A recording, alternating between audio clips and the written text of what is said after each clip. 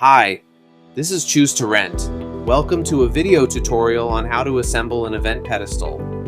First, unbox the pedestal and remove all the tape to release the 4 pieces. Grab the largest piece and fold it into a column. Get both ends together and hold them in place. Remove the adhesive protection strip. Tightly seal both ends together with the adhesive strip. Push firmly and slide your finger top to bottom to avoid bubbles and wrinkles.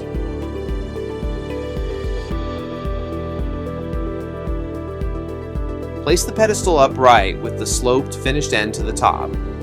The angled top allows the lid to sit in flush. Assemble the brace panels by aligning the slits and interlocking them to form a plus shape. Sometimes it happens that brace panels do not fit evenly. If, as here, in your case only one panel touches the ground, disconnect the panels and carefully lengthen the slit with a box cutter. Insert the brace panels into the pedestal base with each end on a side to fortify the pedestal. Attach the top by aligning it with the base and gently pressing down until it is securely in place. It must sit flush. Your pedestal is ready. We wish you a successful event.